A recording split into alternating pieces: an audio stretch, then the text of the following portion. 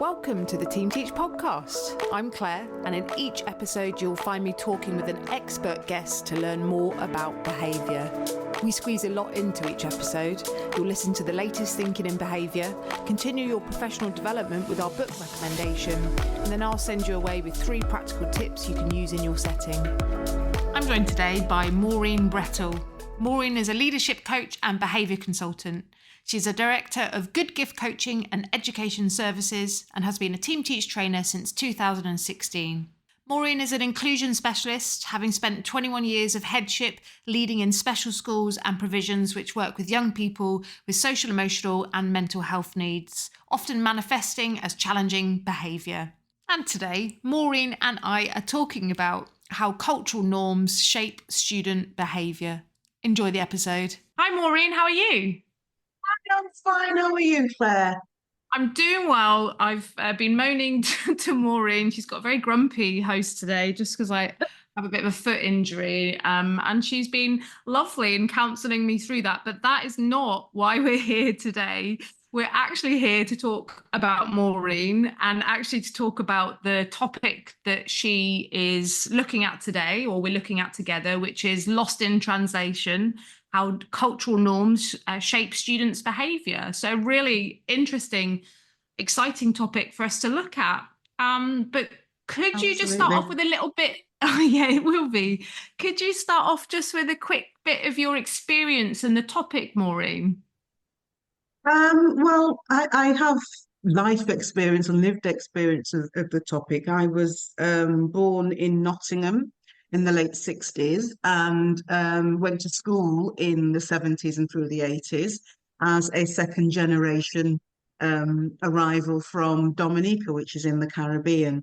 And so I very much firsthand experienced the British education system through the lens of somebody who had 2 cultures to actually navigate through, and that continued. I was very much a minority as a Black female throughout my education in the area that I lived in and the area that I grew up in, and that extended into my working life as well.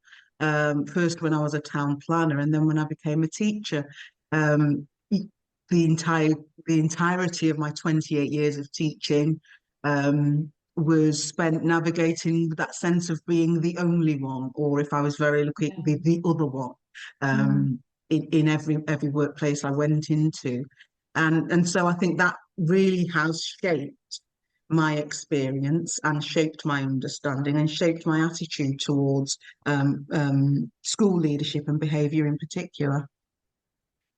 Yeah, that experience that you've had, obviously that's specific to you and the path and where you grew up, but it continues where there is a misrepresentation, lack of representation of cultural diversity in many schools. Yeah, it absolutely does. You know, if you go into a school, even where there is a diverse school community, and you look at the leadership or the governance of that school, or even if you look at some of the rules and expectations, it is very, very Eurocentric.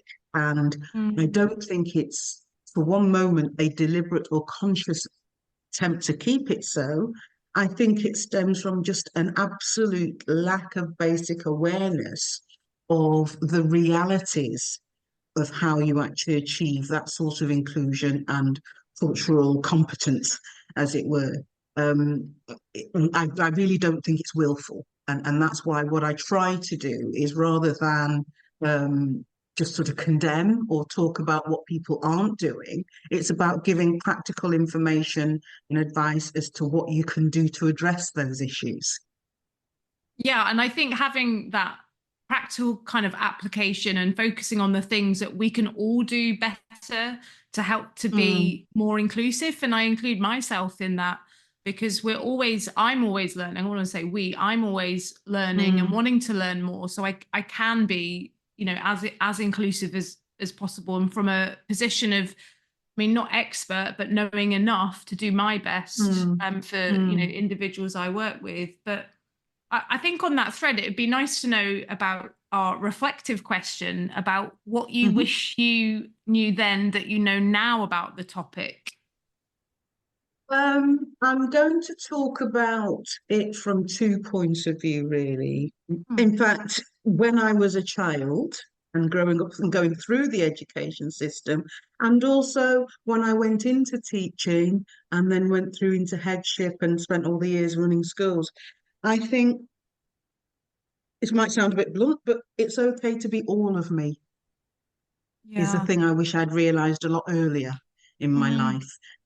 It's okay to be all of the parts of me. There is a phenomenon that you may be familiar with, but we call it code switching, and having a very distinct set of behaviors that you perform in one set situation when you're at home with your family, when you know, and then there's another set of rules that you abide by when you are in school, when you are in societies where you are the minority, or when you're in a group of people where you know they they aren't aware of the differences. And you have to, and that you have to sort of align to their views. And I really wish that I had understood earlier in my career that actually doing that comes from a place of survival, and also a place of trauma historically. And I wish I'd learned how to blend the different parts of me better so that I Mm. could show all of me whenever it was appropriate, whenever I felt it was appropriate.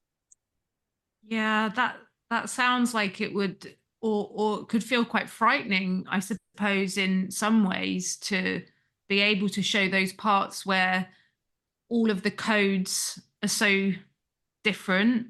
And I suppose I wonder about our children, young people in services now. And I wonder if they experience the same thing and we see so much code switching from our children that really then spills out in behavior because it's masking, isn't it, essentially? It absolutely is. And, one of the things that I would really wish could happen, and one of the things I think is a real actionable step, is we need to see this issue through the trauma informed lens that we've all Yeah. becoming very familiar with, and schools thankfully are embracing. Mm. But actually, the impact of having more than one culture that you are expected to align to and juggle and work out the appropriate ways of expressing and staying true to both at the same time. It can be extremely stressful. It can build up anxiety. It can build up fear, is a great word that you said there, of getting it wrong or misjudging when you can, to put it bluntly, misjudging when I can be a little bit blacker and when I have Yeah. to be a little bit whiter. And then people, the relationships that you build with people or the trust that you're able to have or people are able to have with you, it is in jeopardy, and I see it very much as a matter of trauma, and something that if you look at it through a trauma lens as a Mm. behaviour specialist, as a school leader, then it opens up the opportunities to actually support and engage authentically with those young people that are impacted by this. Yeah, there's lots of research around minority stress. Mm, And that's kind of ringing a bell as you're talking there, that idea of that build up of being a minority, the everyday racism that just occurs kind of automatically in our society anyway, mm, that all of that mhm. stress builds up and actually attributes to mental health distress as well. So it's interesting that you mention it along the lines of a trauma informed lens, because like Yeah, you'll know this anyway, but it's that link up with research. Like it's literally there. It's not us kind of spouting random ideas. It's based in evidence and a growing body of evidence around minority stress. absolutely. I used to get home sometimes as a child, and I'm going to refer to this through the child, my experience as a child, because ultimately our students are the ones who are impacted by the attitudes of the adults in schools. And I'd be exhausted. I would literally be exhausted. I'd be shattered because I'd had Mm, to have this constant narrative going through my brain of almost being very guarded and watching. It was like I was almost stepped out from myself and I was watching myself all the mm, time to just try and gauge, am I doing this right? Am I fitting in? Because when you are, and I tend to use the word global majority rather than a minority, but when you are mm. part of the global majority, but it's a local minority, obviously, in this country, um, you are constantly looking out for, am I going to get in trouble? Am I going to get singled out? You're either highly visible or completely invisible. There is no in between.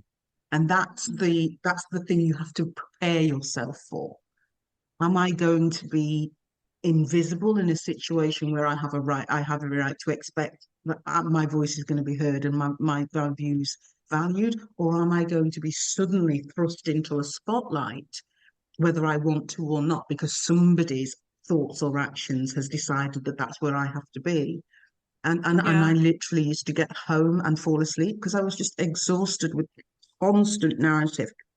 But that narrative doesn't stop when you get home, because when you are code switching, when you are walking that tightrope, you have to get back to the other side as well. So when you get home, you have to shed the skin that you've put on during the day.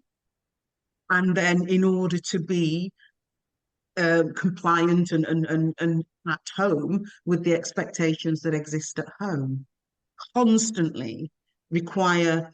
Someone once described, I can't remember where I read it, but someone just said it's that 5 minutes of work that nobody else has to do, but it's repeated over and over Yeah. and over and over again in every interaction. It's really interesting hearing you describe it like this because I'm thinking about masking really. and Mm, and that hopefully that fits kind of with your absolutely, your absolutely. description. Yes. And just thinking about the work we do with our autistic individuals, and recognizing how challenging masking all day is. And then we recognize, don't we, that someone might get home after masking all day at school, and then we see this big eruption at home, or vice Mm, versa. mm, And actually, it's mm, never ever occurred to me that people that, or global majority, as you mentioned, that mm. might be doing that in their schools could have the same meltdown. Absolutely, absolutely. And um, it's one of those things that you just are. I remember my own upbringing. I have to bear in mind, I was a child of the 70s and 80s. It isn't now, and I believe that it's not exactly the same, but I believe there are fundamental things that are still the same.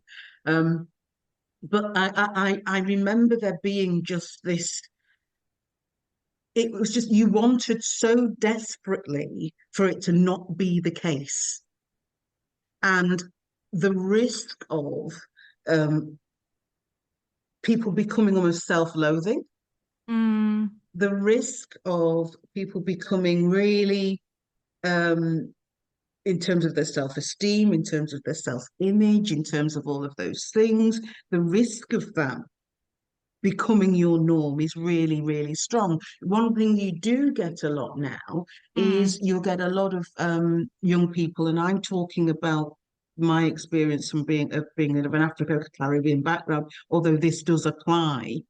You mm, end up almost living up to stereotypes, or the risk is there of, am I mm, going to live up to stereotype of being the sports mad, all into rap, sort of those stereotypes, which aren't always necessarily portrayed positively? mm, Or am I going to actively reject all of those things in order to be seen as I'm not the same, I'm not like that, that's not me? And You know, I like hip hop music, I like dancing, I like singing, I like sports, I like all of those things. And I was good at all of those things at school. But I never felt comfortable getting praise for anything that I did on sporting field because that was a stereotype. And I felt like I had to constantly battle against people Mm. shoving me down that line that wasn't academic. And where I really wanted my flowers, as it were, was in the fields of academia, because at that time, that really wasn't something that people who of colour were seen as being experts in or having expertise in.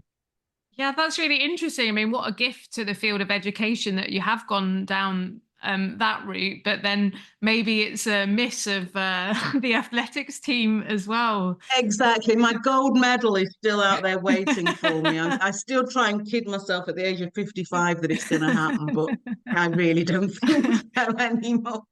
But it is, but that is that. I mean, that is fascinating. That making choices based on not wanting to perpetuate stereotypes. I mean, it says Yes. something also strong about your character, right? Of wanting to, break through in a field, in a different way. So maybe that is slightly separate, but It is, but I have to be honest with you, even that is rooted in a very traumatic experience from my ah, childhood. And I'm going to put a trigger warning on here. So if you need to cut this out, then please do so. My first day at school, and I was 5. I was 5 in the June, and then I started school in September. And my first day at school, this was in 1974. And I arrived in school, and I was the only black girl in the class. And I was basically this object of absolute awe and wonder because what's this coming through the door? Not even mm, who's this coming through the door. And the teacher, in their infinite wisdom, decided that the best way to break down these barriers was to allow children to ask me questions, and I had to answer them. Bear in mind, this is my very first day at school. It did go to, and again, this will upset some people, and I apologise. It did go oh, to the extent of me having to stand on the table and lift my skirt because someone asked if I had a tail, and I had to prove that I didn't. And so at that age, and from that age, I knew that was wrong. mm, I also knew that I couldn't say anything to my parents. And the reason why I couldn't say anything to my parents was because in the Caribbean and in Dominica and in the wider Caribbean, the role of a teacher is absolutely sacrosanct to mm, the extent that teacher becomes your title in the same way that doctor does. mhm, So in the Caribbean, I wouldn't have been Mrs. Brettell, I'd have been Teacher Brettell. So it was very much that was they were to be revered, and the teacher was always right. And if there was mm, any cause for a teacher to contact you at home, you were in trouble, regardless of what the facts were. So if I had gone home on my first day upset because of what the teacher had asked me to do, I would have been in trouble. mm, So I was immediately from day one of my education in the middle of two very different expectations, two very different ways of doing things, two very different ways of understanding. And I knew that from that day on, I had to navigate that on my own. And I also knew from that day on that I was going to do something about it so nobody else had to do that. there's that strength and fight that kind of is really coming across from the bits, but like you say, no, but not to like be patronizing with it, but it's awful, isn't it, that that strength Yeah, and fight comes from a place of trauma. Like that's the absolutely. hard bit, to hear as a bystander, that the Yes. root of that, not just for you but for so many people, will be a traumatic experience that then has caused a reaction. And for you Yes. that's like fight and not let this happen, Mm, but for others it's mm. going to be a very different picture. Can you imagine? Thank goodness, it's very difficult. It's almost impossible to imagine that happening in this day and age. Yeah, But, yeah, yeah. but something just as unthinking could happen and lead to a child. emotionally based school avoidance. I think I would qualify, wouldn't I, if that had been the path that I'd taken, Yeah. just for that one unthinking act. Did you know that Team Teach also offers a coaching and consultancy service? It's an effective way to build positive cultures. Let's work together to map out a strategic plan tailored around your needs, support your staff with coaching sessions from our experienced team, and help you create, change and improve professional practice throughout your organisation. Visit the Team Teach website to find out more. So I suppose with all of this in mind, all of that context that we've looked at now, how can some of our students get lost in translation? How can sometimes staff, I guess other students as well, read some of that behaviour that we see? Okay, well, there's quite a few ways. If you're talking about cultural norms and behaviour, there are lots of things that different cultures do that are open to misinterpretation. Things like communication styles, body language, how you show respect. I'll give you an example.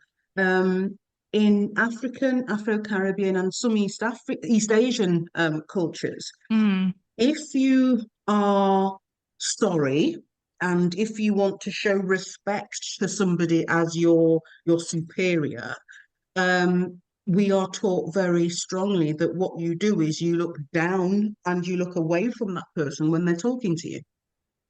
So you don't keep or maintain eye contact at all. And that's how you show respect. So that is in complete contrast to when a teacher is chastising or is telling somebody off, and then you get that look at me while I'm talking to you. Yeah. And what you're actually doing there is, as the white teacher, and I'm going to just use that phrase white for ease of reference, but as that teacher following that, or as that person following the school rules and expectations about how respect is shown, what you're actually asking that person from the global majority to do is actually contradict their own natural instincts for how they show respect. And then you start getting that I'm not disrespecting you. I'm not being disrespectful. Well, yes, you are. And then you start getting into an argument. And the other side of that coin is asking somebody to look you in the eye when they're in a point of crisis will be received as, I am putting out a direct challenge to you. So often in that situation, when the person eventually does look at you in the eye, they're looking at you with a not exactly pleasant look, because it's a challenge accepted situation. So that would be one example of how just knowing that tiny fact, and it wouldn't take anything for the expectation around showing respect and eye contact. I delivered training the other day, so I'm going off a little bit. I delivered training the other day, and I actually do talk about that a little bit when I do my Team Teach training. And someone said in their class, in their school, they actually have a rule about saying that children have to use their listening eyes. They have to look directly to show that they're listening. So that's absolutely in direct conflict with somebody's cultural expectations. I'm struggling with it literally as well, because you don't listen with your eyes. So my literal brain is going, that makes no sense. But I mean, as you mentioned before, children who are neurodiverse or whatever, that is just going to be anyone who's got trauma at all. The idea of having to maintain eye contact, otherwise you're being disrespectful.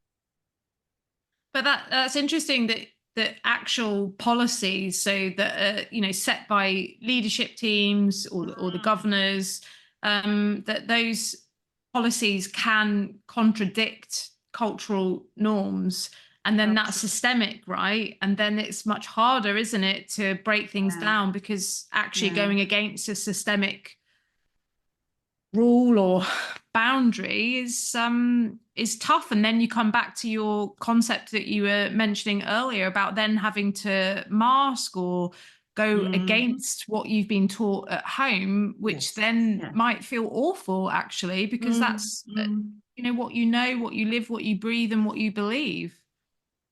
Absolutely. And for leaders and governors reviewing their behaviour policies so that and seeing things like this as a reasonable adjustment. I'm Yeah. not asking you to abandon your own cultural norms and expectations, but make reasonable adjustments in the same way that you are expected to do and are I think, obligated to do Mm, morally for mm. young people with SEND. Yeah, I mean, it's not a step, and I always think it's interesting talking about this type of topic where the actual adjustments to make and are not big. It is No. just a little flick, a little change, a little bit of extra understanding, empathy. But it just Mhm. seems to take so much time, doesn't it, to get Absolutely. it And filtered through? it's about people. It takes 5 minutes and a quick Google search to arm yourself with some of the cultural norms that might impact on Yeah. your job as a teacher. I'll give you another example. Sikhism, and Hinduism as well. There is a respect for books. I mean, not just reading, but actual the physical book. It's to the point of reverence for them. There is very much a culture of books need to be handled with an extra care. Mm, On a practical level, then, as a teacher, if you're not aware of that, the child who is seemingly taking an inordinate amount of time to get a book out and to open it up and get working mm, is being lazy or is wasting time or is dragging their feet or is there something psychologically wrong with them, or the child who gets upset when other people mistreat books. mm, They're not being fussy, they're not being strange. It's actually part of the fundamental to the belief system about books and literature being mm. almost sacred, not just necessarily whether or not they're sacred text. And it doesn't take much Yeah. to Google these things. It doesn't take much to find these little nuggets. And I'm not talking about knowing everything, because that's a wholly unrealistic Mm, expectation that everybody knows everything. But it's knowing and accepting that you don't know everything. There's yeah. more to know than what is in your own realm and your own experience. And I think that if we can encourage leaders to adopt that mindset, then we are going to give everybody a fighting chance of being inclusive in action rather than just in words. I just wanted to make sure we had time for just three top tips, Maureen. What I would say is, and this is very specifically targeted at those who feel that they haven't had the life experience of being marginalised or othered for whatever reason, because we haven't even started talking about intersectionality. I do have to come back on, don't I? Um, but if you've not had that experience of being othered, there is a lot of anxiety that around. How do I actually broach this? I want to get better. I don't want to be seen. I'm scared of being seen as racist or anything like that, but Mm, I don't know how to do it. And people tie themselves up in knots about, is it okay to ask these questions? Is it okay that I don't know everything? And so the other tip that I would say is, it is absolutely okay to ask a question. I will not be offended by your question. What I will be offended by is you placing a value judgment on my answer. mm, What I would say is, for example, hair. Our hair is very different. It mm, requires different levels of care, different care routines.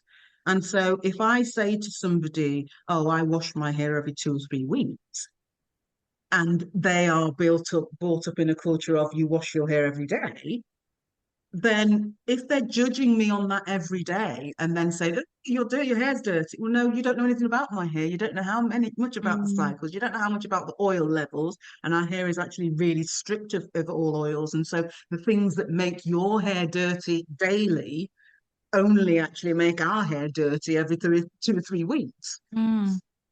And so Do you see what I mean? It's that don't be offended by asking don't worry about asking the question. Asking a question when it is meant in genuine pursuit of knowledge that will to inform your practice is never going to be offensive. You using your own criteria to openly judge my answer, that is what would be offensive. Yeah. Does that And I make think, sense? yeah, that absolutely does. And I think for practitioners, that's so helpful to know and to be bold to ask those questions, because yeah, the fear of like seeming racist by asking a question, you know, is not necessarily helpful in itself. No. But thank you so much for your time, and definitely get you back on a bit intersectionality. I was like, ding, ding, ding. Yes, I'm like, I'm here for it. But yeah, take care and thanks for coming on. Thank you so much. Thank you. Bye-bye. You've been listening to the Team Teach podcast. It's been great to have you here with us as we discuss behaviour, communication, and the ways we can best support those in our care. Thanks again, and I'll see you next time.